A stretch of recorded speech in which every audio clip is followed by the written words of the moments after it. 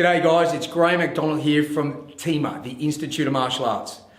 This week I've had the pleasure of cruising around all three of my schools and sharing some brilliant strategies with my instructors on how to develop rapport at their schools. And I'm not just talking about rapport with their students, rapport with the parents or simply the spectators. How do you develop that relationship so that when somebody walks into your school and then leaves, they've got that memorable experience that they tell everybody about?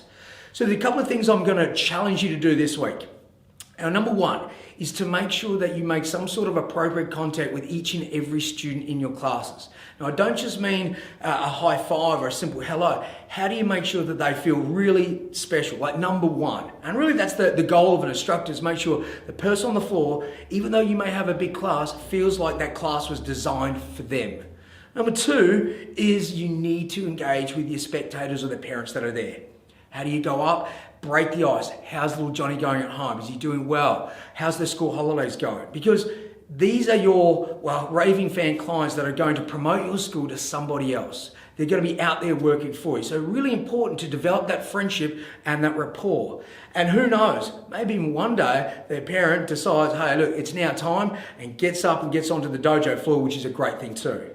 Number three, I'm going to challenge you to do is to every day this week or every class that you run is to make sure that you say goodbye to your students. Now, you may already do this, but as a conscious thing, especially for our schools that are large in numbers, it's really important for the instructors to make sure they can say goodbye to everybody else as they leave. So it's simply, hey, Mary, well done, great class, when are you coming in next? Little things like that, which you definitely develop that friendship so they feel part of the extended family, which is obviously, that's what you're trying to develop with rapport.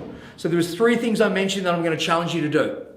Number one is make that one person in that class feel extra special, as if the class is just designed for them, even though there's a class of 20 or 30. Number two is to make sure that you make that connection with the parents or the spectators. Go up and ask them how they're going. Look, something I did as an example just the other night in class, I saw a parent and his lovely son sitting down watching, and I went up and said, hey, who are you here watching? It was my daughter, da-da-da. So things like this where I was able to have a 30-second conversation, make sure I was able to shake his hand and continue teaching the class, but the feedback was immense. My other instructors gave me some feedback saying, wow, the dad was so impressed that we took the time to go over and say hello. So that's number two challenge. And number three is to make sure you say goodbye to everybody. It may seem like an easy task, and I don't just mean feet together, bow out, see you next time. Go up and actually say, hey, look, be specific. Well done tonight, Mary. You did a fantastic job. Really proud to have you in class. When are you coming back next? And again, these little things are going to make such a huge difference in building that rapport. So again, team, it's a short and sweet one today. I'm just going to challenge you to really action those 3 steps this week. And I'll share some really great stuff next week as well too. But I'd love to know, love to hear some feedback, team, on how it goes for you. Don't forget admin@tima.com.au. We certainly love some feedback, hear how it's going. And guys, keep on kicking. Have a great time. Catch you.